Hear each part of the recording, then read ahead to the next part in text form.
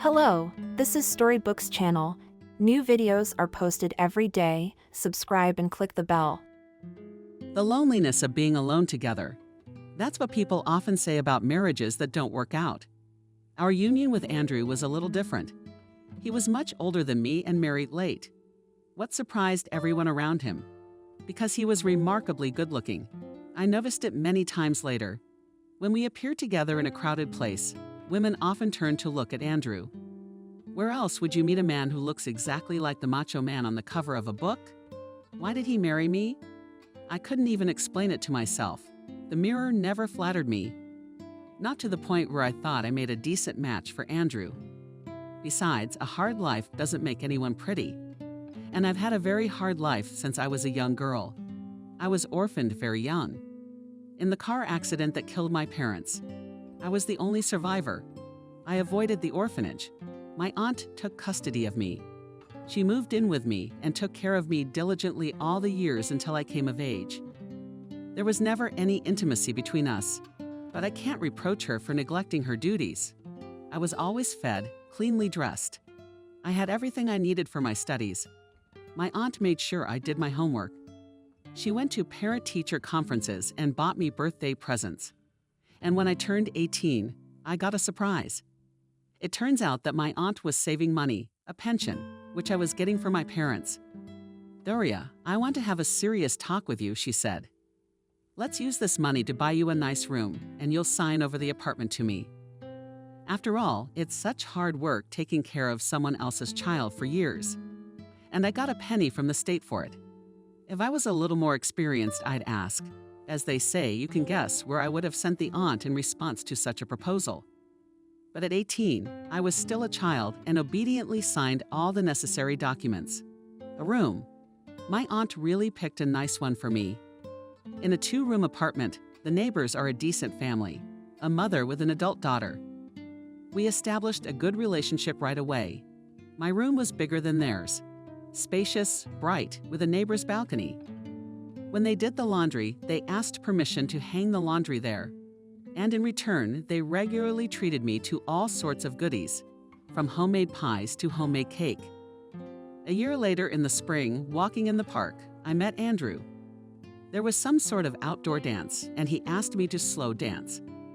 I was just passing by and had no intention of joining the dancing couples, but it was impossible to refuse Andrew. He courted me so gallantly and proposed so quickly that before I knew it, I was married. Andrew insisted that we sell my room and his apartment and buy a new place. A nice steel one in the center of town. We put the apartment in Andrew's name. He said it would make the paperwork easier. I was not at all sophisticated in these matters and just trusted him. Our difficulties started soon after the wedding. It was very modest, a few girlfriends on my side, and one single friend on my husband's side. About his parents, Andrew said that they lived far away, and there was no need for them to travel across the country to sit in a restaurant. So there was no one to tell me about the man I married. As it turned out, Andrew was passionate about children. It was his thing. Before, I thought that all those ladies' novels about cool bosses going crazy with excitement at the thought of having an heir, all those novels were nonsense. But it turns out Andrew would do anything to have a son. It's hard to convey his disappointment when he found out I'd failed to get pregnant in the first few months of marriage.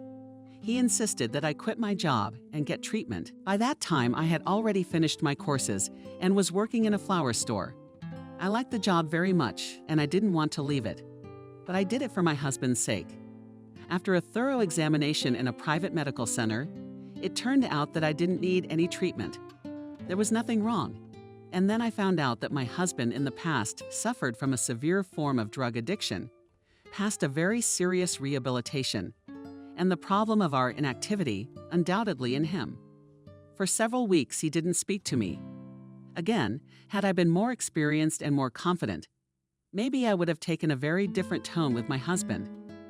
But he became for me the second person after my aunt, who had some responsibility for me and who cared about my fate. At night, I cried quietly, asking myself how long it would last and how it would end. And the end of it all was that crazy evening when Andrew came home out of the blue with a man I had seen in person at the wedding. I knew he was Andrew's buddy. His name is Kevin, and he's like a doctor. Now I see it in a different light. He probably treated my husband when he was on drugs. I set the table, emptied the refrigerator almost completely, and ate. When I saw the amount of alcohol, some kind of holiday, something to celebrate, I asked. In its own way, muttered my husband. I had never drunk strong drinks before that evening. All my acquaintance with alcohol was limited to champagne and occasionally a couple of glasses of semi-sweet wine. Andrew did the Slee thing. If he'd given me cognac, I would have killed and refused. But he made a cocktail, orange juice, ice. In short, I didn't even realize I was drunk for the first time in my life. But the men were pretty drunk too. That's when Andrew dragged me into the bedroom, saying, "Maybe you'll get a kick out of it." And a minute later, he sent Kevin in there. I did not remember the night well, but I remembered the deadly resentment I felt towards my husband, the desire to take revenge on him, and the drunkenness, feeling a sense of permissiveness. I woke up late with a heavy head and realized that I was home all alone. The men had already left. Andrew and I didn't speak for a few more days, steeled by remorse. I decided to pretend that everything that had happened simply hadn't happened. After all, almost everyone has some crazy things happen in their lives. And then Kevin called me. To say that my cheeks swelled would be an understatement, although the call was strictly business. "Daria, you're not working right now, are you?" he asked, after what we had. He also spoke in first name, so, as I decided to pretend it never happened. "I don't know if your husband told you. I'm the head physician at a private nursing home, and we're in dire need of staff. The job is simple, taking care of old people. The pay is good. It would seem that there should be enough applicants, but we have to turn down a lot of applicants. People come in who are irresponsible, drunk. Today they're out, and tomorrow I can't count on them. It would seem impossible for my cheeks to burn hotter. But it happened. Would you like to try it?" asked Kevin. With great joy I answered. The first time I was so nervous that I poured myself half a shot of valerian before work. And then to repel the smell, I used poison mint gum. In our nursing home, there are 2 floors. On the first floor are placed the fastest old people. They walk either on their own, or with a stick, or even with skates, but they walk. And for this we love them sincerely. The old people live 2 by 2 in each ward. They have a toilet and a shower, and they go to the canteen themselves. Of course, not everything is so smooth. There are some nasty grandparents, like Wendy for example, who will always be unhappy. Cleaning is a problem for her. One minute she's sleepy and my cleaning is in the way. "Turn off the vacuum cleaner," she shouts pitifully. She won't let me open the window. Even in the heat of summer, she is drafty and cold. The food in the canteen is unpalatable. No entertainment. She perceives any visitor as a person who is ready to listen to her endless complaints about life. The only person who could put her in her place is our Dr. Kevin. She realizes that her life depends on him to some extent, and she listens to him as God. She'd be willing to complain to him about her illnesses nonstop. It's a shot here and a sting there. In short, my paws are aching and my tail is falling off. But Kevin stopped that from the start. The more you talk about illnesses, the more you prepare the ground for them to develop. Depression starts to set in, which undermines the body. And in that case, you can die simply from a runny nose. Right now, there are 2 people against your illnesses, you and me. But if you take their side and force me to fight them alone, well, then he spread his hands. Wendy often nodded, looking at him obsequiously in the eyes. And to strengthen your body, I prescribe you to drink a shot every day like a mountain and snack on a sandwich with red caviar. Kevin knew that this patient had the means to eat Roman apples. Otherwise, he wouldn't have ordered such a thing. The family would have paid more if Wendy hadn't sent them a homely atmosphere. I was the one who didn't come in right away. But then, after talking to another nurse, Vanessa, experienced caregiver, came to the same conclusion, where Vanessa only did not work and in public hospitals, and at home for the sick cared for. And she said to me, "Sure, it's nice here. Everything is clean, beautiful, comfortable, like in a sanatorium. But on the other hand, these old people feed us. We're in their service. So no matter how they behave, we have to politely with a smile, God forbid, raise our voice or tell the same tick in the eye who it is. It's easier in a regular hospital where you can yell. She thought about it and added, if it hurt, of course. A Grandma Maria, we all just adore. And it would not have been fated to be an ordinary village grandmother. But her son made it big. Now he has his own big company. Grandma Maria, talking about her son, always says the words big, big, big boss. And his house is big, and his car is big, and his dacha is huge. Purely rural house of culture asked Grandma Maria not to live in his village house. Why cockroaches, at least in winter, daughter-in-law did not allow. Her daughter-in-law doesn't like her. Though and tried to behave Grandma Maria quieter than water below the grass, but still some orders daughter-in-law violated. There were too many to remember. Her son persuaded her to move here to the village. And in winter, you can't even drive on those roads.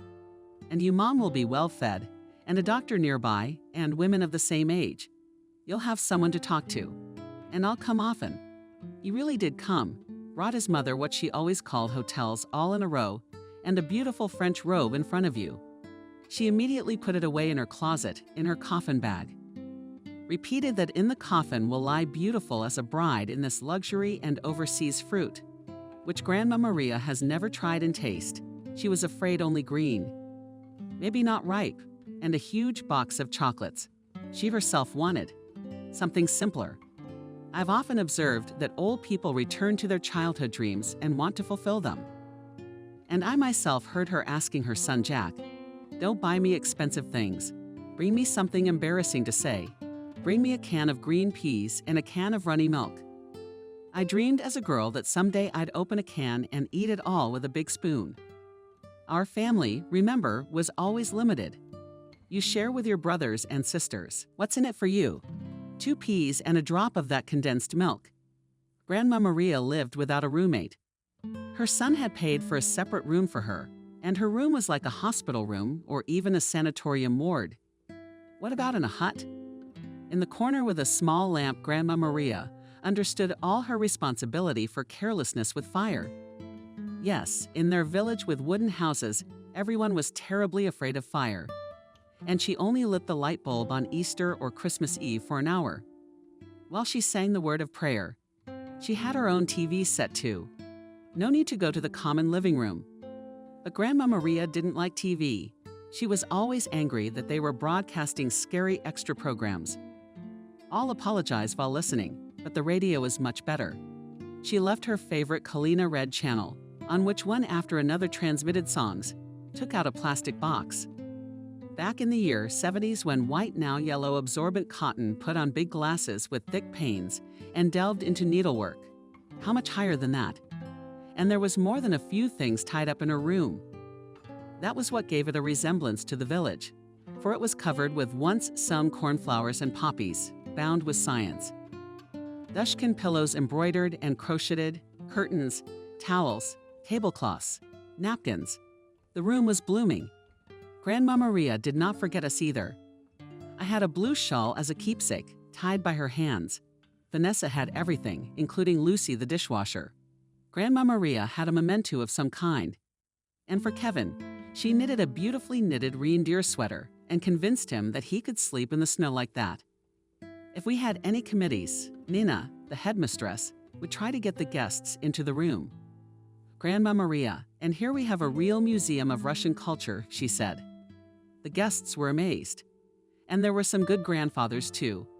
We had Chuck and William. The first one also came from the village. I went through the war, and not like now. A lot of people call themselves veterans, but they barely smelled gunpowder themselves. No, he was a machine gunner. Women usually live longer. They don't. Chuck buried his wife and daughter. That's not wasted. There's a hug left in him. Which one of us kids never complained about anything? He was happy with everything. The most upsetting thing was that he was rapidly losing his eyesight, almost couldn't read. But he always came. Whatever evenings we organized in the living room, even children from the kindergarten would come to perform poems and dances in front of the old people. A local poet would drop by to read poetry. Someone who lives here will come in to read a book aloud. Chuck, in the first rows of listeners, will be his neighbor William, though he resembled him in appearance, also light, thin, also saw everything worse. But from Chuck differed a very intelligent man who studied to be an engineer with a red diploma. He got his main education in the camps. During the years of repressions, he could tell very interesting, and for hours about those with whom he sat in prisons, met in exile. He slept side by side on the camp bunks. But the same cruel life accustomed him to trust no one. And his family didn't work out. He also very much wanted to stay in this world, to live a little longer. And he was always afraid that he was about to die. Any pain in his heart he perceived as a precursor of a heart attack in his head, as a precursor of a stroke. Then it seemed to him that his heart stopped. Then his hands possessed several times a day. He was getting on the scale. Wasn't he losing weight? Wasn't gnawing? Was there a secretly evil tumor in him? Kevin used to check in on him several times a day, just to reassure him. Worse, if a panic attack hit our old man. Ambulances weren't very willing to come to our house at night. Sometimes she was delayed for an hour or two, and we called her often. After all, the second floor was filled with our lying old people. We had more of them. Many relatives were simply tormented, ready to pay any money, just to return to the former way of life, not to jump up to the patient at night, not to be tied to his regime. It really takes skill. At one time I thought I'd never make it. The patients are different. Some are light as a feather, some are heavy. Alas, they can't lift. Vanessa showed me how to lift such an old man, to wash him, to change his underwear. And there are so many little things. To take care of one at home can make your head spin. And if you have a dozen of them, and how many of them need to be spoon-fed? It's not quick. The second thing is to persuade them that everything is tasty, that they need to eat. Vanessa said that when she worked in a regular hospital, there were 50 people per hospital. So another nurse would just put a plate on the patient's chest and go, and do as you wish with a spoon, like a dog. There are many more such old people here cared for. And the face in a complex combination. A smile and a clutch of teeth. Almost all grandparents from well-to-do families. But the strength is simply not left to their loved ones. Here Helen, if we did not have it, her daughter, would have to part with her husband to 1,000 gimmicks at the old lady. I do many manipulations just on automatic to put on a gray, similar kerchief, fluff, chick rings, open the window, and immediately correct any curtain so that you do not feel a draft. Daria, I need to cut my nails today and my feet are good too. And with the sulfur, they're all cold and lifeless. So at least blood will be shed from the bleachers to grease my nails and feet. Massage with cream. I start gently, rubbing. Old people's bodies are fragile, so it doesn't hurt. It won't leave a bruise. I can't feel it. Helen is angry. Daria is stronger. When the massage ends, it turns out that the tea is already quite cold, and it is necessary to hurry to the kitchen for a new portion of porridge. Helen, with a shudder, refuses it with unleavened food. Nauseated, she asks for a sandwich. As always, I linger longest in her room. But that's okay. There's only Grandma Miranda left. Well, I mean, she's still all touched up and doesn't realize where she is at all. Thinks she's on a train. Nina didn't even want to take her. Golden Autumn doesn't specialize in the mentally ill. But Miranda turned out to be an unusually quiet creature. And I feel sorry for her son, or rather, the whole family. They don't have much money. Both husband and wife work. And Miranda is afraid to leave home. She thinks she's on a train. The decision was made when Miranda, in the absence of home, climbed through the window on the third floor, explaining the noise to passersby. The full conductor locked the compartment. And now it's my station to go to. One of the strange men managed to run into the entrance, kicked the door to the apartment with his shoulder. Luckily, it wasn't iron. Dragged my grandmother back in. What else could she have done with my aunt's words? I don't know. She closes the bathroom door behind her and can't open it. She starts screaming and calling for help. Then she goes out into the stairwell and asks every cross-dresser she meets, "Is the train coming soon or is she late?" Pity, Loved ones risked it, took it. And so far nothing extraordinary has happened. True, Miranda drinks tea only from a glass with a sub-cup. And my daughter needs to get a firm grip on the handle. Or as the carriage shakes, as grandmother pours steep boiling water from the hospital to go and go. Well, you can put up with that. And when Miranda asks where we're going now and if the end of the road is coming soon, she's always content to say, "You remember, don't you, Miranda? It's a big country, so we've got a long way to go." Kevin prescribed her some pills, after which Miranda decided to fit more into life and take advantage of all the outings. And in the keys to me and my daughter, road radio, and then you and I will go to the restaurant in the car. Anyway, just as he prescribed the pills, he canceled them. As soon as I served all my pets and was about to go already to the dining room to drink tea with pies, what pies with apples and cinnamon gave today for breakfast? The smell made me dizzy. I was anticipating drinking tea like a second orderly. Vanessa opened Miranda's door and shouted at me, "Daria," and us called downstairs. "We'll be meeting the new grandmother." "New B, why both of us?" "Oh, wait, the one for whom the suite is for." Vanessa nodded. Our boarding house took over a building that used to belong to a daycare center. And the big playroom on the first floor, with its south-facing windows, has been turned into a suite. The suite was empty most of the time. It was too expensive for mere mortals to afford. And the suite was, of course, a single room. "I can imagine," Vanessa whispered. "And the ass and dough will probably have to be wiped with fluff." She bored us. Down we went, wary and interested extremely. We didn't have to wait long. A quarter of an hour, maybe, a car pulled up. A nice color. Better not ask the make. I can tell the difference between a car and a bus at best. I've never owned a car. A young man got out, opened the back door, and offered his hand to the woman, looking at the companion he was leading down the driveway. Vanessa and I soaped the granny. Her tongue didn't turn to call her that. Small in stature, graceful, gray-haired in a light-colored cloak. She walked lightly, and her shoes had heels too. I think I underestimated the scale. Vanessa stretched out. She's not just torturing us, she's outliving us. I looked at Vanessa. She is big, formidable badly.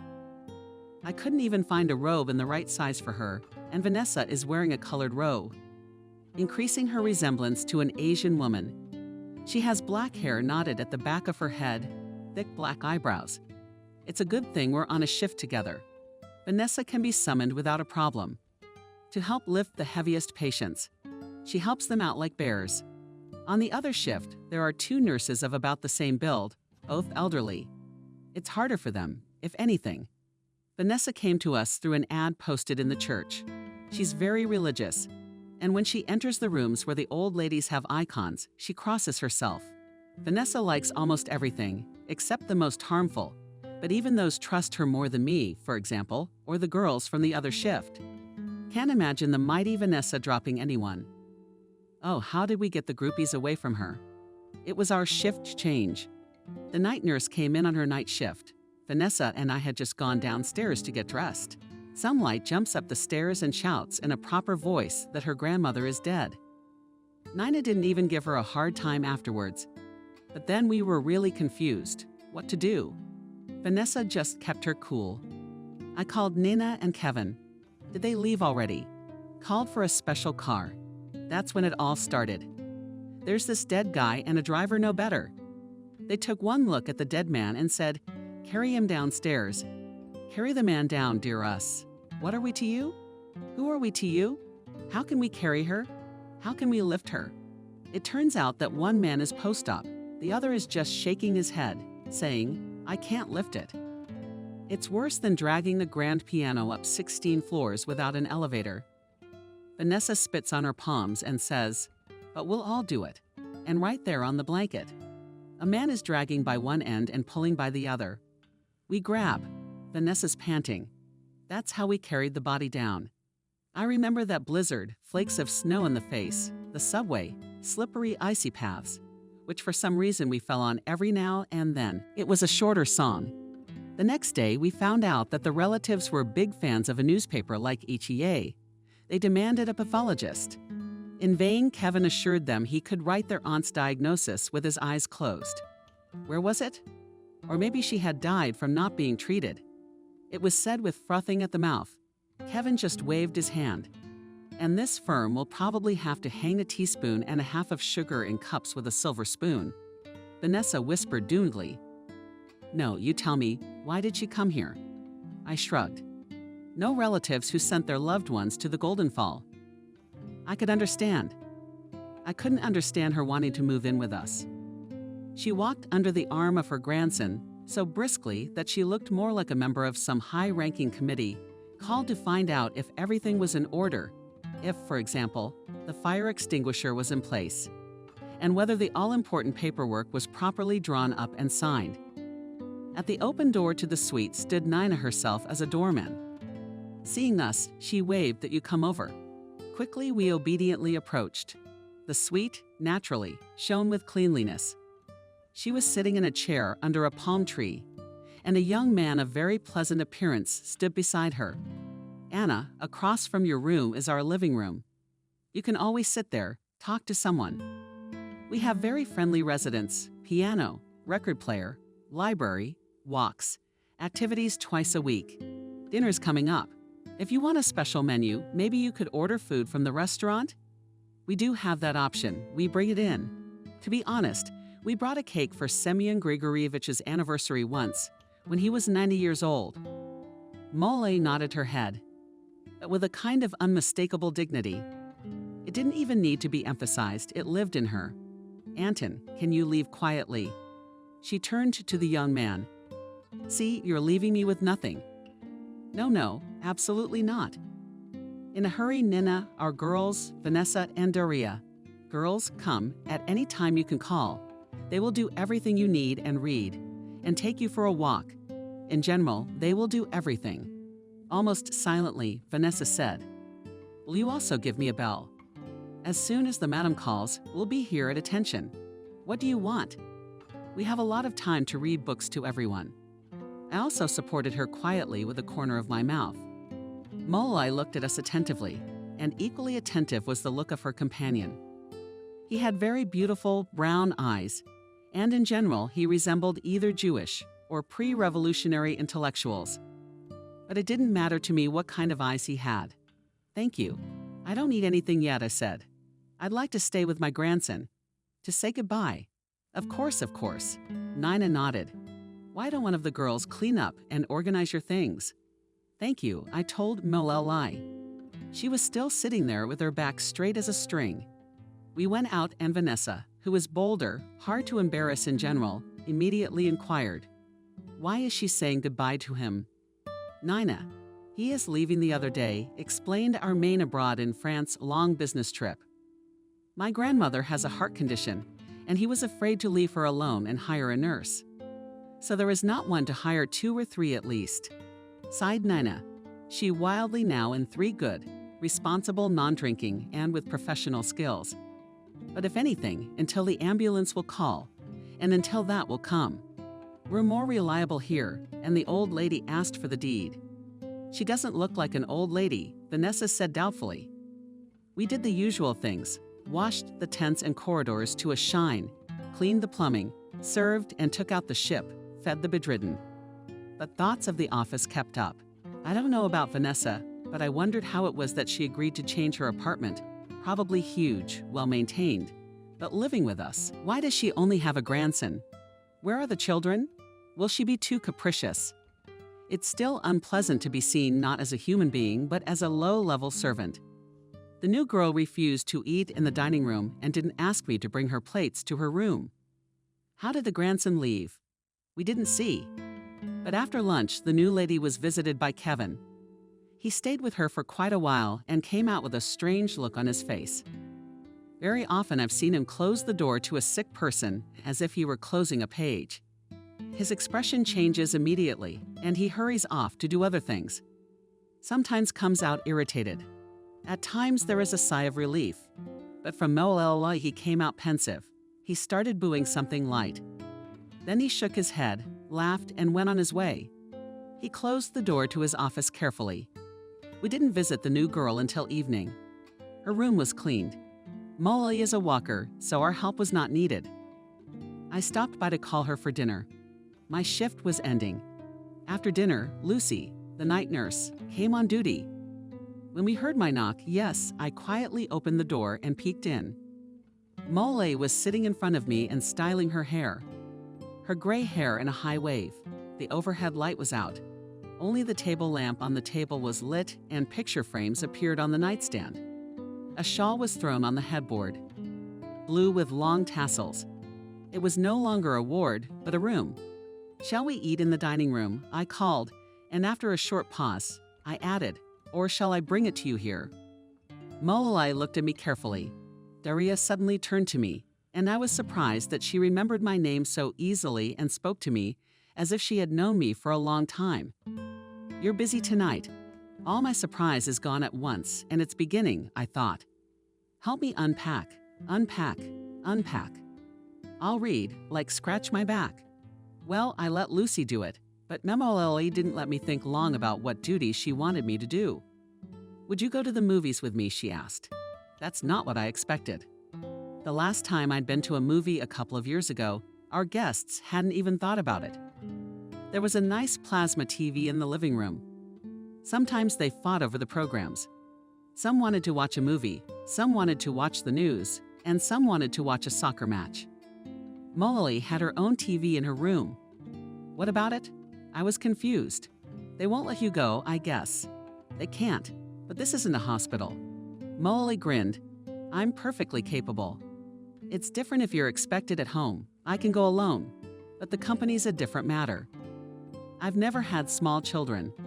Andrew, I'll explain it all sometime, especially as time went on and we became more and more estranged, so the movie theaters are far away. I continue to be perplexed. I'm not even close.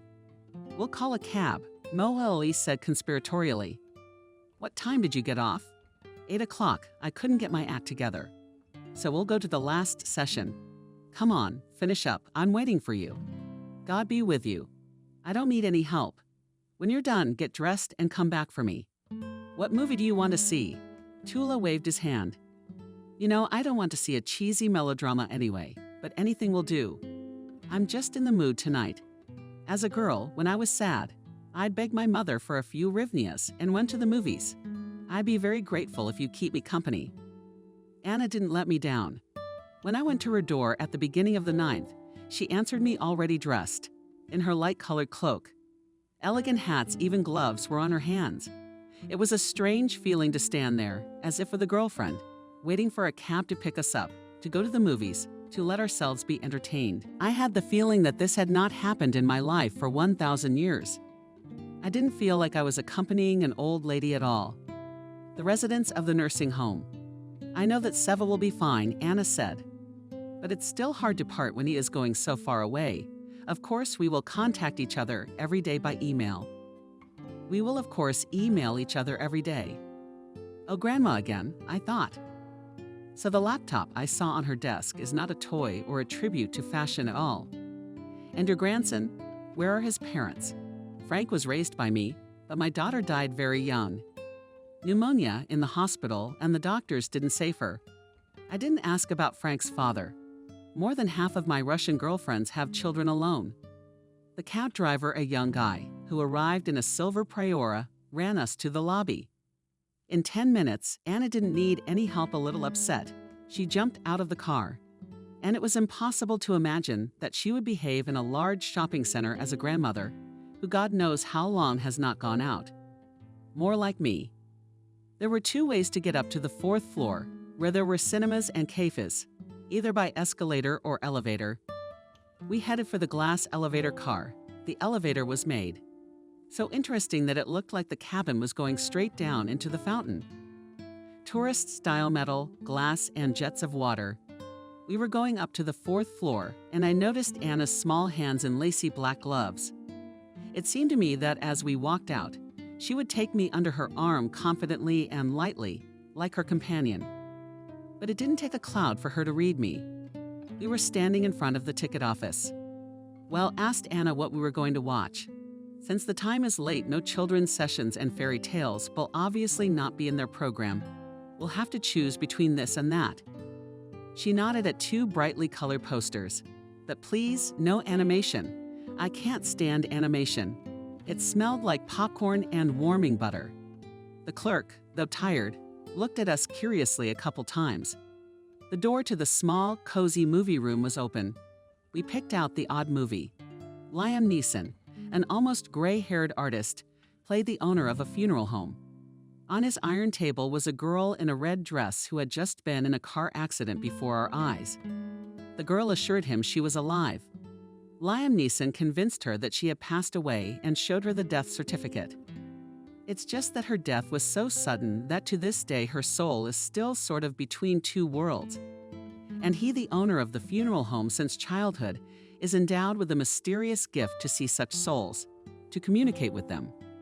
The mystery was that, and we viewers to the end could not understand whether the girl is alive, as it is undoubtedly believes she herself, or Liam Neeson is actually her killer, set up all this coincidence. Now the girl escapes from the funeral home. She's moving toward home for some reason. She appears and disappears like a ghost. And then she comes back and she says, in a low voice, "I'm weaker." No wonder the undertaker answered her, "Your time is almost up. I love this artist. He's one of a kind." In any case, he embodies such images that it is not at all scary to walk next to him, holding his hand or holding his back and looking at life itself as a movie. No matter what happens, dangerous bad things will not affect you. Suddenly I didn't feel good. A bad or some strange anxiety came over me. "What's wrong with you and your anxiety?" asked Anna, looking into my face. The lights were on in the hall. "You're all sweaty." "Wait, I'll get some tissues." She unzipped her small purse, took out a pack of paper napkins and handed them to me. I tried to smile at her, but the smile came out crooked, and my fingers trembled. When I pulled out the napkin, "Oh, you were shaking. Let's go somewhere else," he said worriedly. "Let's sit down. I think there's a cafe nearby. Do you need something to drink? But don't worry, for God's sake. It's a small thing to me in the sense of money. There's something wrong with you. I can see that. Come with me." She was the one who kept me going when we went to the cafe. She chose a table in the corner and ordered. If I had been alone, I probably would have sighed at the price of each cup of coffee and chosen the cheapest. Anna ordered us ice cream. "You have glasses." It was sprinkled with chocolate and nuts over a high-priced cup of coffee and a glass of red wine. All this was placed in front of us by an obliging waiter. Very young, maybe a part-time student. He bowed slightly and disappeared. We were almost alone in the cafe, unless you counted the bartender behind the glass counter. There behind the walls was my favorite, the month wistful and endless. And here in the ghostly flicker of lights in the semi-darkness in the whispered voice of the singer in French, I could already feel the holiday. And after the new year, as we know, will come spring. Anna was picking up coffee grounds and foam with a spoon. "Do you want to tell me what happened? What's got you so worried?" I took a sip of wine. Red, sweet, fortified. I didn't know what would help me now. Anna looked at me and turned the conversation around. "You're probably wondering why I'm here, aren't you? Well, I kind of wanted to. Imagine, I'm a girl from a military family used to move from city to city. I couldn't sit in one place for a long time, and then I had to choose the same job. First, I worked in a magazine with a camera, traveled all over the country. It was hard to get out of the country back then. Not only did you have to be politically above board, you had to have a chance. As they say, the stars aligned in the sky. But I'm very grateful to fate for that time. I've been where today's travelers are unlikely to go. They may have traveled around Europe and Asia, marveled at Easter Island. But here in this vast, undiscovered country, you can be Columbus the discoverer. And this is what the world looks like when the sun goes down. In the summer, I used to wander barefoot in the shallows by the sea on a dare. We didn't live long, but we lived in the deep taiga, like on an island. And what are the nature reserves worth? To get a good shot, I'd go where men wouldn't dare to go. I was jokingly called a mountain goat. I saw a crocodile a few meters away. Not in a zoo, but in the taiga. Everything that man can master from the cave city to the caves. It's also a whole world of wonder. There is a feeling of complete detachment from reality, as in space. And the scenery around is completely alien. When my Natasha was born, I had to stay at home. I still did not think that babies will be good in expeditions, intense by the fire. And then I started writing books. It fascinated me so much that I no longer regretted that my life had changed. After all, the journey to which our imagination sends us, they are not inferior to real ones. I saw a lot of things and I wanted to share them. And my heroes could have had much more heroic fates. What are their prototypes? My husband. You're going to ask about him too. We were a kind of tandem. He's a journalist for the same magazine. I'm a photographer. He didn't believe I could write at first. I'd only ever captioned photos before. We've been around each other too much. But what beauty is there when in the morning, climbing out of the tent, we are not yet honest? After 10 days of camping, after sitting by the fire, you have to have eyebrows as red as a grouse. You could say we sought each other in our underwear. And now I was back in front of him in my underwear when he left. A robe over a nightgown. Nancy clutched to his chest. And there's a young girl, an aspiring journalist he met in the newsroom. Of course, he found her much more seductive than me, whom he knew inside and out, so to speak. And then there was a period when I was getting on my feet in literary terms, writing my first things. I hadn't been published yet, and then the first stories began to appear in magazines. It's not a quick thing.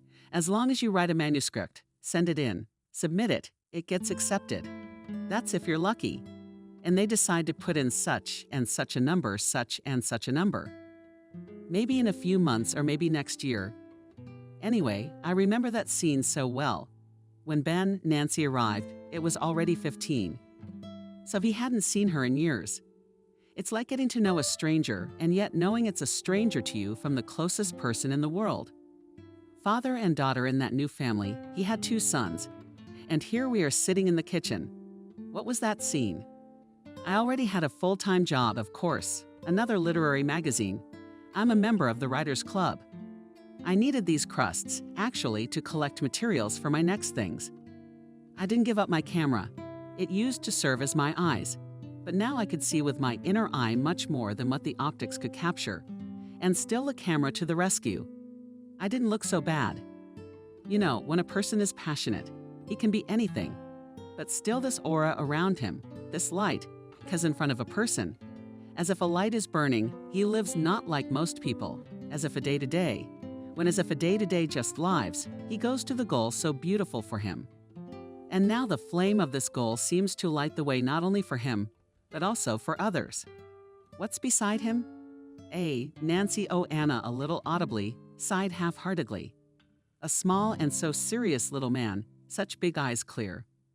It's not that she studied perfectly. She finished school with a medal, then geological, with a red diploma.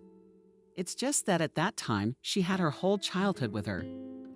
That's how children divide the world into good and bad, fair and square. Valor and meanness is a very strict judgment for us adults, without any compromise there. In this case, she ran her dry palm over the smooth surface of the wooden table. And there was no one to judge. Sitting in front of us is a Mujitonka like this. You may not believe it, but it was hard for me to even imagine that he was once my husband, has long been on paperwork correcting other people's manuscripts. He doesn't write, but sits down. I guess his young wife demanded this sedentary life. And what expeditions? Now they have to feed, secure loans, pay from paycheck to paycheck, to patch holes in the budget, and these small worries gnaw at him like mice. His face is already wrinkled, and as if he has not been happy or admired anything for 1,000 years. As it turned out, we had nothing to talk about. He awkwardly asked Nancy if she needed anything. And she said she didn't need anything. I mean, what can you ask of a man like that? It's like a donkey pulling a cart with heavy sacks, and you dump another sack on it. And then another. Yes, Nancy always settled for something small. She didn't care what kind of boots she wore, as long as they didn't leak. And her hair was like that. It's rare to see a braid as thick as her arm nowadays. But to tell you the truth, I didn't feel guilty about her directly, that I didn't give her anything in life. I was doing it all for her. She didn't need much, and I didn't need much. And the fact that she had listened to my stories since she was a child. She wanted to be a vagabond too. She was also drawn to the road. And then it seemed to me that she repeated my fate under some crazy copy of the expedition. Eyes wide open with delight. The harshest conditions didn't frighten her. And love again. Only this one turned out to be married. Tula ran her hand across the table again. Nancy arrived from her expedition, pregnant, and as in a bad movie, his daughter came to her, waved about 8 years old. Only a huge white blouse, she said, and her voice was ringing and trembling. Auntie, I want to ask you very much. Don't leave me and my mom or dad. We love him very much. I guess her mother taught her to do that. Well, Natalia remembered how she herself had done in life, how she grew up. I guess somewhere in her heart she wanted to have a daddy too. Well, she broke up with this man forever. She just closed the door in front of him and said it's none of his business what happens to her next.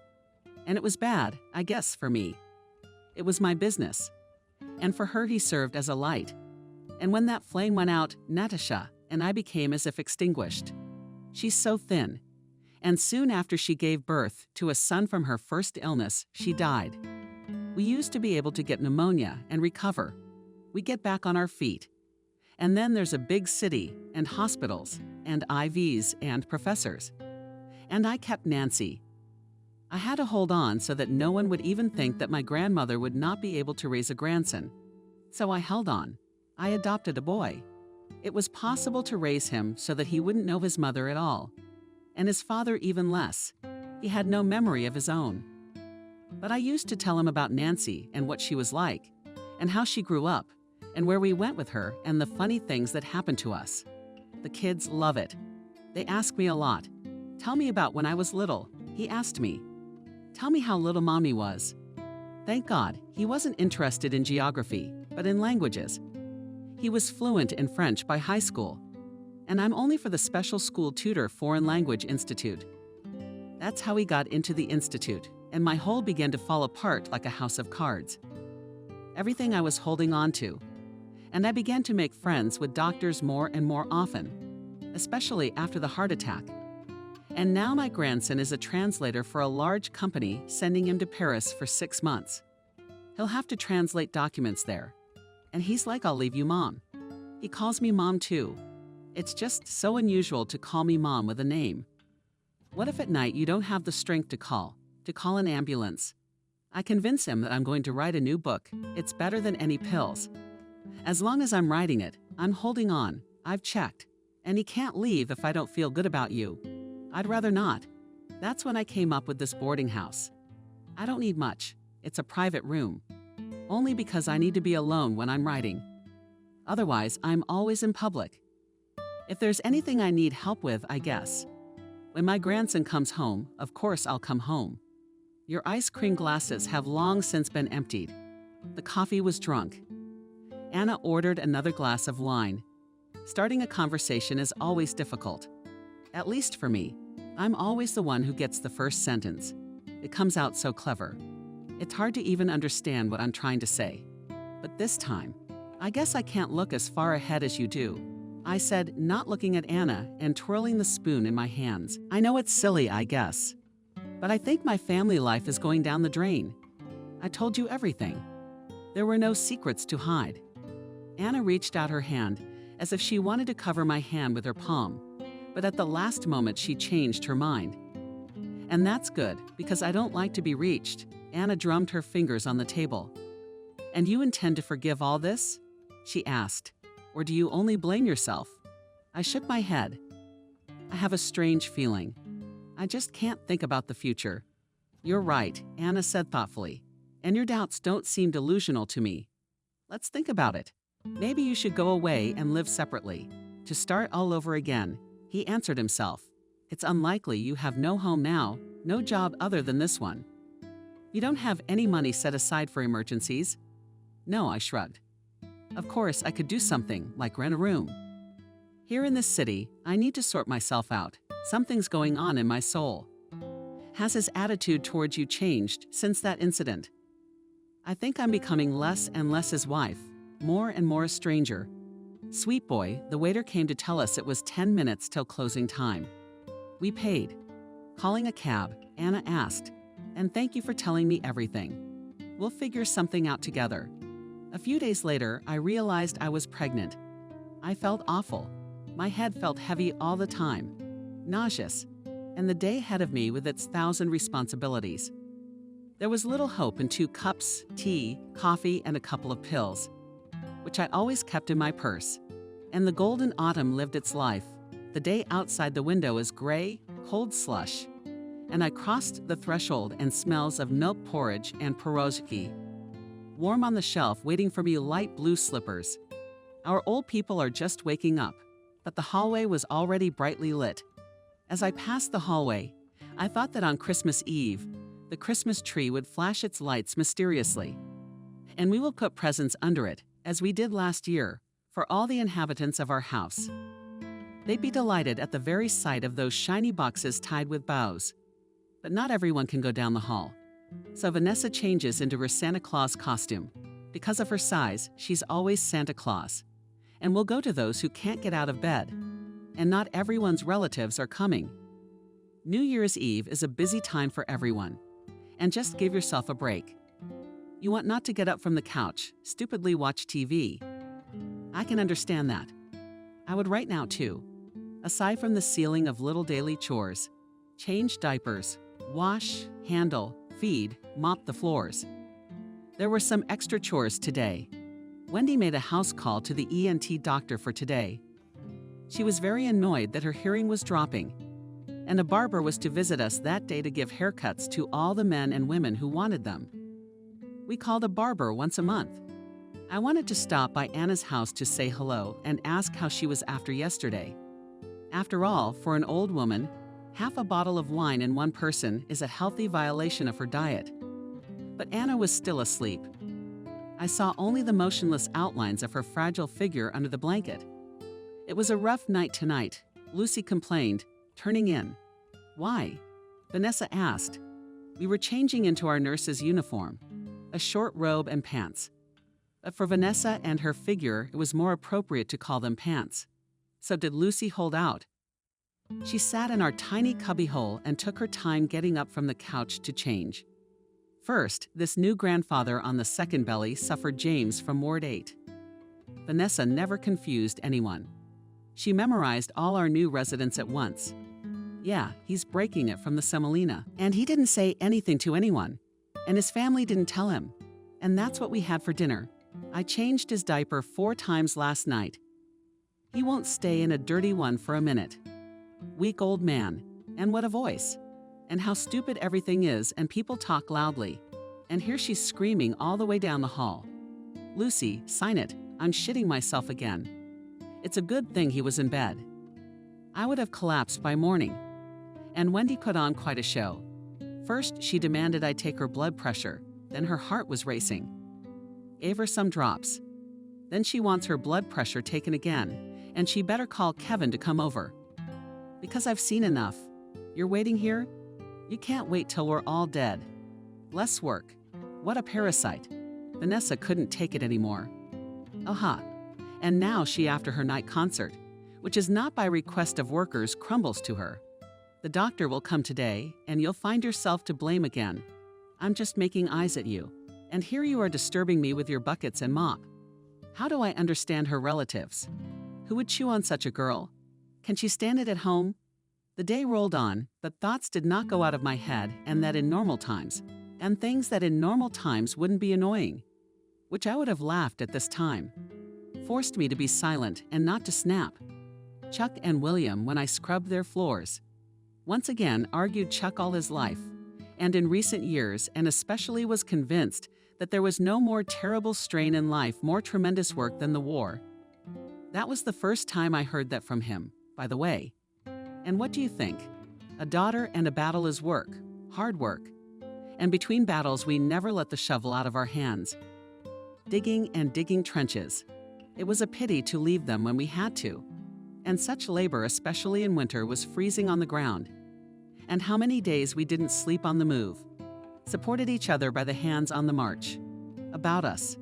You probably didn't even think that we also plow with our last strength. Where are the horses? William was getting hot. Don't you want a lumberjack? Or our army didn't need wood? Or were we not a labor front? Only the horses were spared more than us. I had to have a hernia operation. I was already in the hospital, but only some scum bribed him to take my place. And I had huge trees to fell. I got there and watched these logs floating down the river, and I had no strength to stand up. The wind shook me, and yet death was not standing over you every minute. Chuck shook his head. There's one kid I won't forget. He wasn't 18 years old yet, probably, and so he wanted to lie behind my machine gun. I let him. As long as there was a lull, no bread yet, I didn't realize that the machine gunner was being hunted.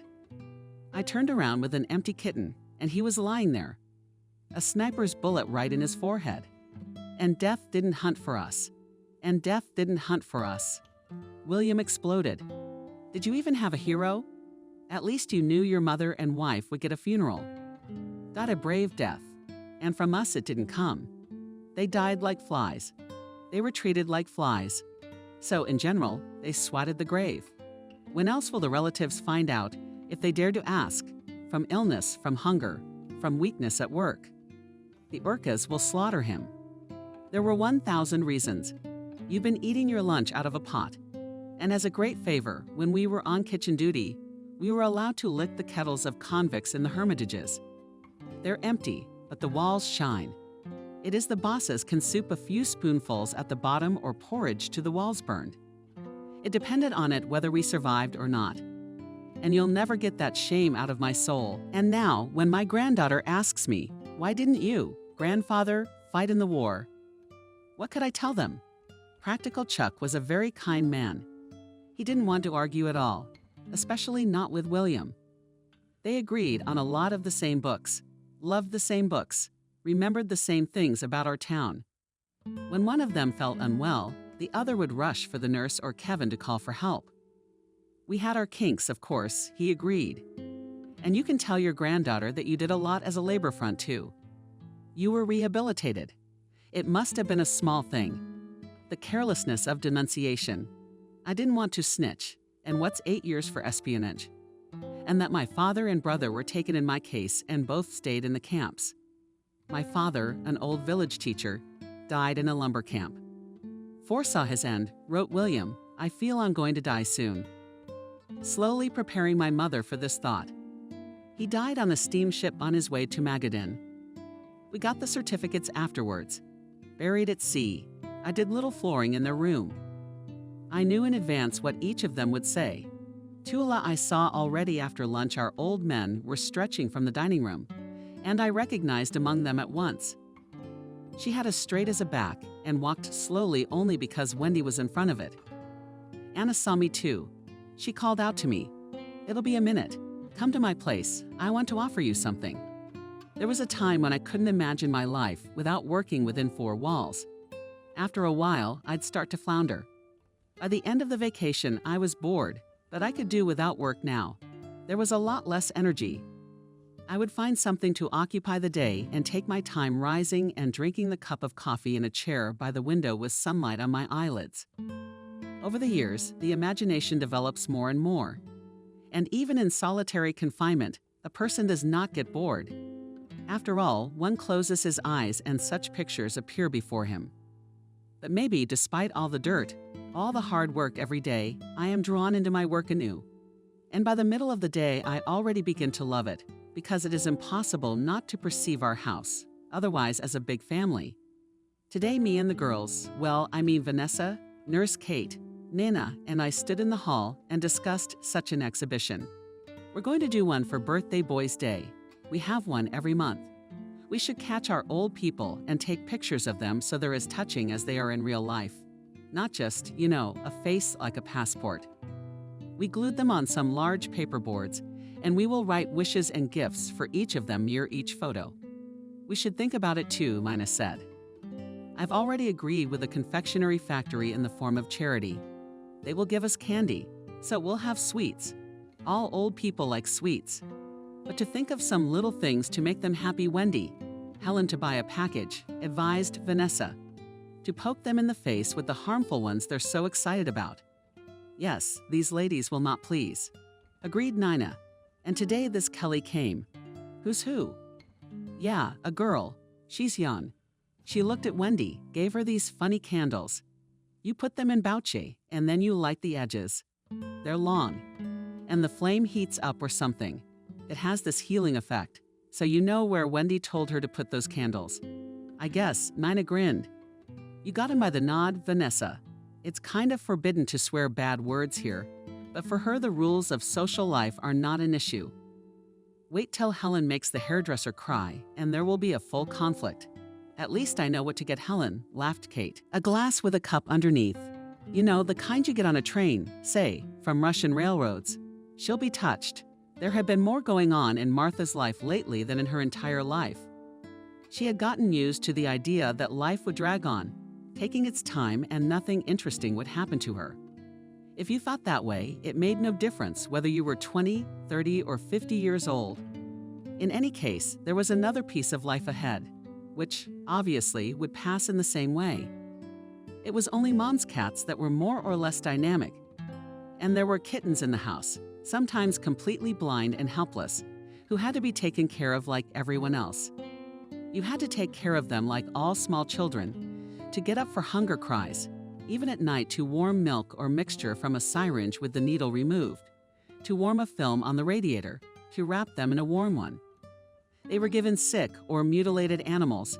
It was painful to look at, and they took them to the veterinary clinic, nursed them back to health after surgeries, gave them shots, washed their eyes, pumped their ears. The happiest thing was to give their pets to new owners, if there was someone who wanted to take them. After all, the animals were all unbred. But cats are amazing. Even if you had to climb for them in a dirty basement, and there they sat and looked at a man with the same haughty, truly royal look. People should learn such a sense of dignity. Martha had a pet, which was already clear that it would stay with them forever. The cat named Bro was middle-aged, striped, and catastrophically fat. His mom had looked him up outside the chicken store, where she buried the backs of her many feline family members for soup. Next to the door lay a fat cat in a collar.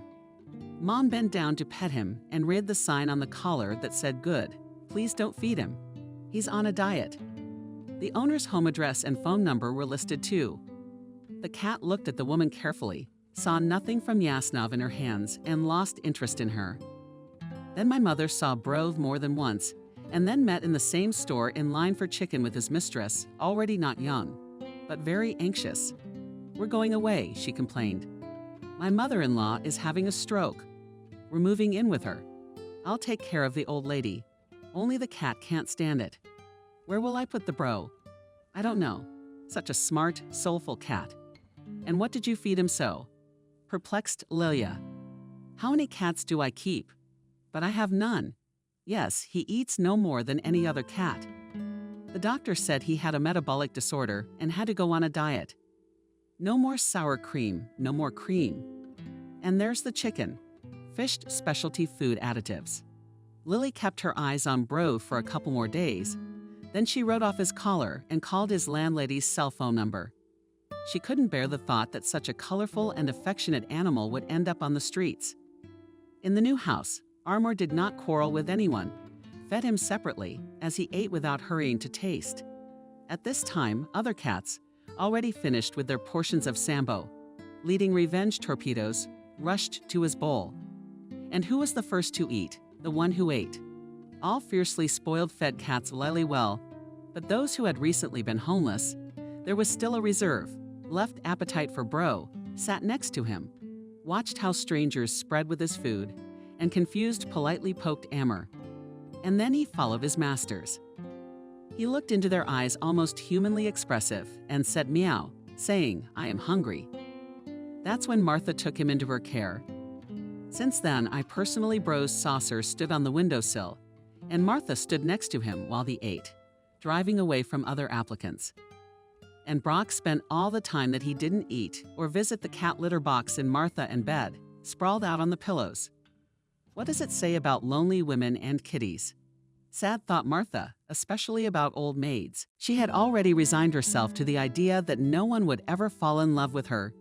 She looked in the mirror for a couple of minutes a day, just to see if her hair was okay. Could she go to work like that? She perceived her apparent lack of beauty as a kind of justification for her loneliness, as an order from above. You have a different destiny, and there's no need to get involved in family life. Lily could never buy her anything that made Martha stand out, that she liked, and her clothes were the most modest. As Martha thought to herself over the refectory, perhaps now. When Martha was already working, she could go shopping and pick up a more colorful and fashionable closet. Well, at least on sale. But it never occurred to her.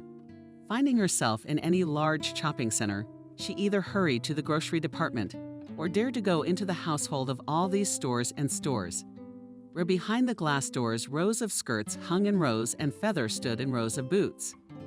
It was hardly as if the friendly girls were shying away from them. She subconsciously waited for them to say to her, "Where are you going with your pig's snout?" Sometimes she allowed herself to sit in the center of such a store on special benches for visitors. Even it was a kind of immersion in luxury. The floors shone, on which on special cars from time to time drove cleaners.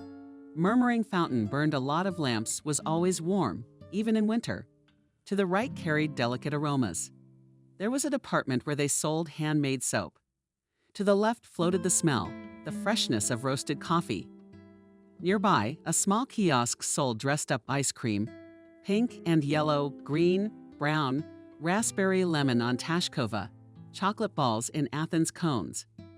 Opposite, sparkled unbearably rings earrings, necklaces in the jewelry department.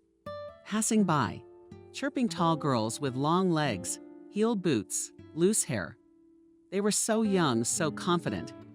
Martha rose heavily, picked up the bag that stood at her feet. Bread, cotton laundry detergent, otherwise the smell from the cats would not go away. And going home wouldn't even occur to her. It would have seemed an unthinkable dare to go on a trip. She'd never even seen the sea. Maybe if her mother hadn't started this shelter at home, Martha would have thought about it. What's her excuse in life? Not the numbers she puts into the computer every day at work. The strongest feelings Martha experienced were given to her by books. She was not distinguished by exquisite taste in reading since childhood, swallowed what she could get her hands on in the library. With the advent of the internet, she moved there for her birthday. Her mom got her a cheap laptop. And Martha liked horror stories, all sorts of epics about vampires, werewolves, and bloody villains. She could never identify with the heroine of a love novel because she thought that the image of a gray mouse with her blatant beauty would be too fat for her. But the atmosphere of anxiety, the mystical creatures, the climax of horror gave life the same spice to life as spices to a pleasant dish. And one could be sure. After work, you'd find Martha hogging the corner of the bed, and next to her a brio and a plate with a couple of sandwiches. Martha, or reading away and won't let go until she's done, or watching another movie from the thrillers and horror section. The only friend Martha had was her neighbor Daria, though she was younger, but she was someone she could talk to occasionally, invite unobtrusively for a cup of coffee. True, Daria had a very handsome husband, with whom Martha was always in a state of shock, and as she was visiting a neighbor, she hurried to leave. But when Daria said she was going to live somewhere else, Martha immediately felt uneasy. On the one hand, she shouldn't have cared. Daria has her own family. What did Martha have to do with it? On the other hand, it was a shame to lose her only friend. And Martha knew that Daria wouldn't just leave. After all, she and her husband had recently been newlyweds, dreaming of having children. Suddenly, Daria decided to move out. Maybe there was something she needed help with. And then Martha decided to go to Golden Autumn after work to find out. It was very unusual for her, a whole trip. It was already dark when she finally reached the boarding house with 2 transfers. How did she get there? She had to walk a long way where there were no sidewalks. And on the roadway, she had to dodge cars. Several times Martha thought she was going to get hit. And then she breathed a sigh of relief as she walked up to the front porch of the boarding house. Who are you here to see? A woman who sat at the entrance behind a special counter and knitted. The janitor, probably not to be preserved, an old black woman with glasses. On the records, something white airy. It was very warm in the boarding house. It smelled of porridge. Martha didn't have to go anywhere far. She was glad she could ask right there at once. Tell me, please, I'm Daria Serebriakova's neighbor. She works here. My mom and I can't reach her. She's doing well. She goes to work as a janitor. She wanted to answer them. But there was a thin old woman walking down the hall. Her gray hair was styled in a high updo. The woman was carrying an electric kettle. She slightly covered her eyes and said to Martha, "Come with me, I'll tell you." Shoe covers, shoe covers. And the janitor shoved Martha a pair of shoe covers made of denim. Anna waited for her while Martha tied those purse shoe covers around her ankle. When she led her to her room, Martha looked around perplexed. Is this a nursing home? It's a luxury hotel. Such a big room. 2 windows, couch, flowers. It wasn't until Anna invited her in and Martha walked over and sat down that she saw a man sitting in the chair across from her. At the same time, he raised himself slightly, extending his hand to Martha, saying hello, and Anna introduced him. This is Kevin, our doctor. Briefly, she recounted the whole story to Martha. Daria had been brutally humiliated by her husband. And since she is an orphan, she has nowhere to go. So Anna offered to let her stay in her apartment for the time being. Martha was so shocked that she forgot about the interesting young man sitting across from her. Besides, she had a pattern. The more interesting the man, the more restrained she should be. The last thing she needed was for him to think she'd lost her mind. Freak. Who do you think you're imposing on? Dashka. She's like me, she'll stand up for herself. No way, Martha agreed. Kevin, you'll take the girl home. Sure. And that smile wasn't meant for Martha, of course. It was too much. It's how a man smiles at a woman. What kind of woman is Martha? In the car, Martha tried to behave as conspicuous as possible. She sat in the back seat, cowered in a corner, and kept quiet the whole way. All she said was where to go. All she wanted was to get there as soon as possible. She didn't even feel comfortable in the cab. What surprised her most was that when they arrived, Kevin got out of the car and went to walk her back to her apartment. She had a premonition that as soon as her mom opened the door, her nose would be hit with the cat smell. How much cleaning up after these cats? How much bleach? There's still a new one who has to be accustomed to the clutch. That Kevin seems slow on the landing to you. Like he wanted to ring the doorbell where Daria no longer lived. Maybe he wanted to talk to her husband. But Kevin only nodded at Martha and started down the stairs. Kevin, on the other hand, thought to himself that Daria would never forgive him. And that it was a terrible thing to fall in love with a friend's wife. And he hardly knew her as a person on that unfortunate evening when the alcohol had played a cruel joke on him and her. What to do now? A serene life had long surrounded him. As a young boy, he had been sent by his parents to his grandmother's care. But it was not the village most of us imagine. At the word grandmother's village, my grandmother became the owner of her ancestors' dacha. Her grandfather, a rich factory worker, had built this wooden terem to bring his large family here for the summer. It stood on a mountain. There were countless balconies, cans, and a slab or two-story house, fanciful wooden lace. My grandfather built this house in 1915. From time to time, the house was painted according to what paint was available. And when in the 90s, grandmother proved that she is a direct heiress of that very factory worker. Local authorities were glad to give her the mansion promised finally. But maybe she'll finish it. At that time, it was scary to enter this place. On the main balcony, the wooden floors had almost collapsed. They had to be rebuilt. The roof was leaking. In the corridor, the pioneers crucified a big bag on a mop. Let them play the ghost, scare the entrance. Grandma sold her luxurious 5-room apartment in the city and invested all the money in rebuilding the family nest. Having finished with the urgent construction work, she even went into the subtleties, trying to return the house to its former appearance. She found a samovar at a jumble sale, then bought a piano with a candelabra from an acquaintance, who was also about to throw it away. Little Kevin could not quite appreciate the troubles of his grandmother, but the house played a big role in his fate, because he perceived it as a living being. Soon creaking became a sight to him. Every staircase step he and the night wake him suddenly, would unmistakably tell what is visible from the window of each room and how the sun wanders through it, at what time the sun peeks through the window, at what time it leaves the main balcony, on which, according to surviving memories of the family of the factory worker, drank evening tea. Before, there was a marvelous view of the plain. Now the trees had grown up around it. If there was anything to admire, it was the forest. But it was here that he had his encounter with the unknown beyond, which later led him to write books. Kevin believed that in the old fireplace lived the housekeeper. His presence was especially felt on the fairy tale days of Christmas, when there was a real hall here, a real Christmas tree, which also seemed to be about the shower bath. In the morning, she was streaked with light from the windows.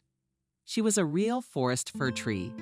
In the evening, however, it was especially bright with glittering rain and trees, drenched in silver and gold. It seemed magical. The houseboy didn't limit himself to a gift put in a special stocking at Christmas. And it was always something mysterious. An old picture night, a ship with a loaf sitting on its oars, and a girl standing in the stern with a lantern in her hand. It seemed you could touch those waves with your finger, that fire in the lantern, or the snow globe in the mesmerizing solitude of the girl sitting on the bench. She was ready to wait an eternity for someone to sit still like that, and the snowflakes kept swirling and swirling above her head. Kevin then was ready to break the balloon, so that the girl at least did not freeze to death or lay under the Christmas tree ornate box. The surprise clappers, each of which was a mystery in itself, and always this one turned out to be put in unnoticed by Kevin. He would, sometimes suddenly, wake up in the night and run to see if the present was already there or not. But he could never catch the houseboy coming. And in the pond behind the house, of course, there were mermaids. And Kevin could never look at the painting in peace, because I'm sure that's exactly what they had going on here. Only he never caught one. And when he was a boy, he often left it on the big mountain. The sun was not by the pond something for mermaids, a hair comb or an old grandmother's shawl. By morning, it was all gone without a trace. At the age of 5, he wrote his first story, dedicated to the same scoops. It was in the fall. He said goodbye to them for the whole endless winter, because who would want to beat the thick ice in one shirt to go ashore and sit in the freezing night, counting in the light of the month his long hair? Kevin went down to the ice more than once, kneeling down and wiping the ice as if he were wiping a window. But all he saw was a mask dead in the snow, a bubble of air. He hoped that a strange maiden face with expressive eyes would penetrate from that side of the ice, and he would understand without words what the mermaid wanted to tell him. He wrote his first stories, though in fact they were probably fairy tales, because they featured the same fairy tale characters, the good and evil spirits of Rusalka's old house, who lived in the old pond, a forest witch who has a hut somewhere in the sky that no one can find. But if you care, you're bound to stumble upon it. And then watch out. And over everything the spirit of the old house with its sturdy doors and other ladders hovered, with the wooden closet that smelled elusively of Grandma's old powder, her perfume with a month lingering in his bedroom window with yellowed tomes of books. When the boys he went to school with came to visit him, they would sit for long stretches of long December, January evenings by the fuel fireplace. That's when his story began. He didn't dare read them from his notebooks, but he told them, and the boys were infected and frightened. "How do you know about the witch?" Alex asked, flapping his nose. Kevin never admitted that it was all made up by him. "He told it all to my grandmother. Her grandmother used to tell her. It sounded convincing." And the boys immediately started arguing. "I'm telling you it's by the spring." Alex was hot. "My father and I went hunting when we went hunting.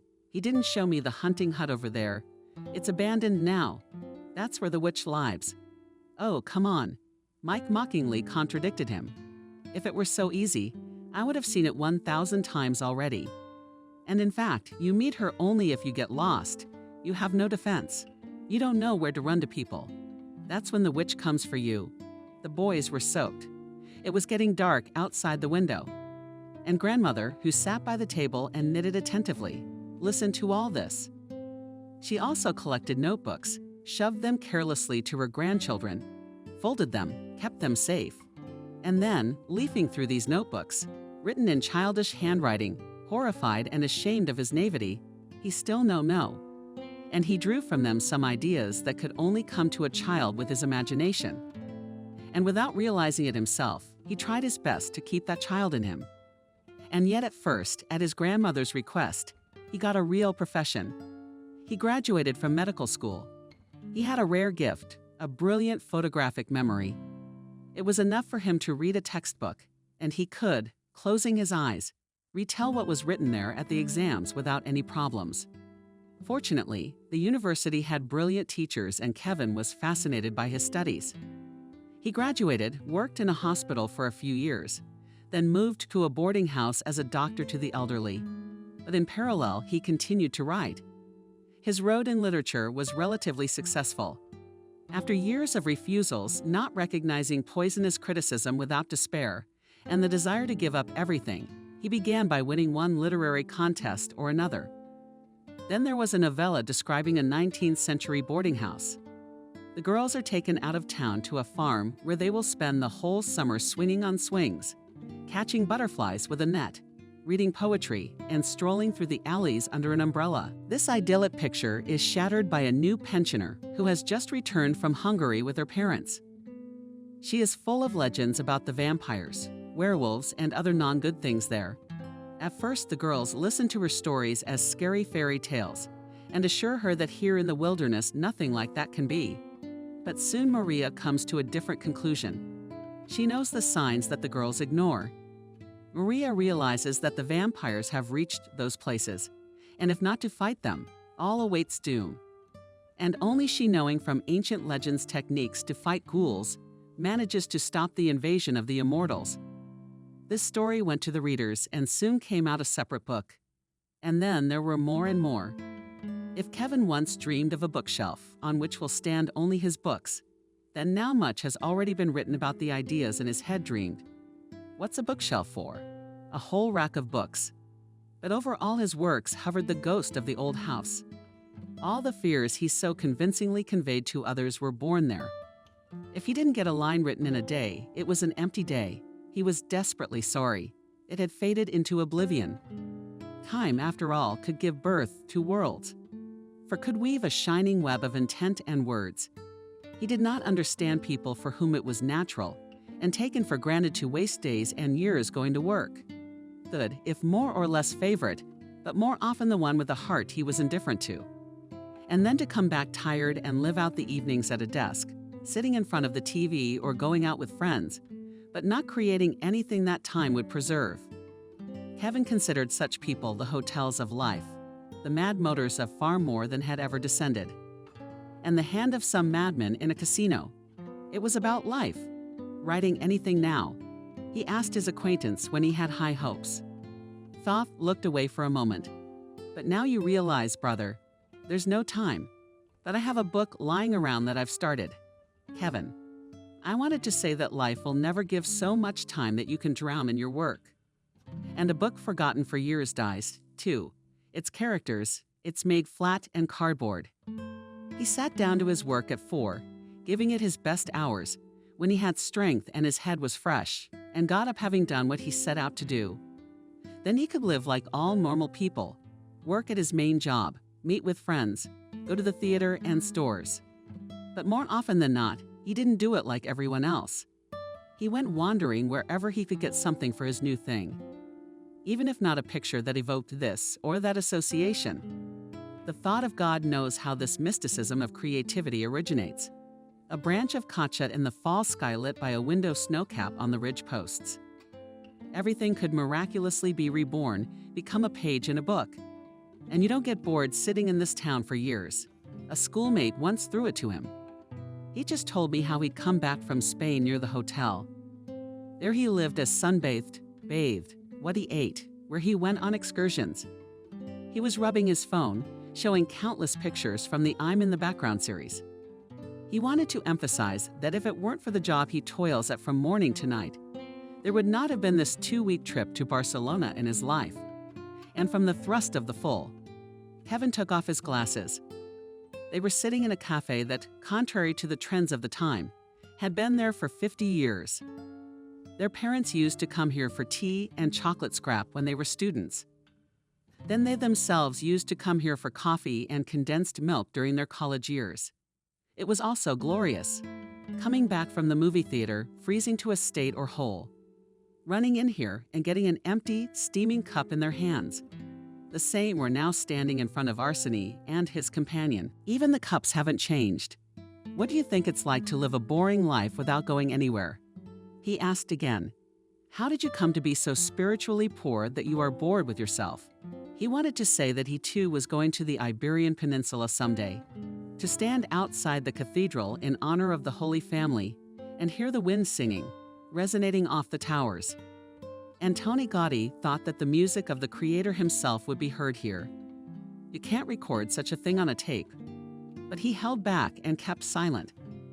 Suddenly did not realize by his friend, it was secondary to the quality of the hotel, where to live and the food, which could be tasted and admired or bypassed in a foreign country.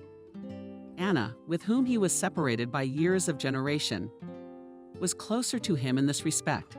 And of course, when she asked him for any favor, he was always happy to try to fulfill her request. But when Martha got into his car, this not very young and not at all pretty girl wrapped her arms around herself, an instinctive gesture that shows one is closed to socializing and talking, a gesture of don't touch me. It made him look at her more closely. There was that depth and subtlety in her that meant beauty to him in the first place. And she was helpless, so helpless. He felt like walking her back to her apartment, leaving her already safe. And then he was coming home and already approaching the entrance. He looked up at his windows. He always left a light on in the hallway. And now he saw the clear silhouette of a dog standing with its front paws on the kitchen windowsill. The dog was gazing at the subject outside the window waiting. I was unspeakably lucky. I realized that my job had to be changed immediately for several reasons. And because of the fact that I am now not allowed to do heavy physical labor. And when you're caring for the sick, you can't do it. But most importantly, I didn't want anyone to know about my pregnancy except Anna. And first of all, Kevin. It would have been a horror of horrors for me, as the young people say. If he had to go against his feelings and marry me like a decent man, I no longer hoped to find a suitable place for me. When I saw an announcement that a small store needed Florescu, I went for an interview and quite unexpectedly I got the job. And I warned the owner that I was pregnant. But she said if everything is good with my health, I will try to reduce the maternity leave to a minimum. I will give almost everything that I earn nanny, but work will not quit. And I got the go-ahead.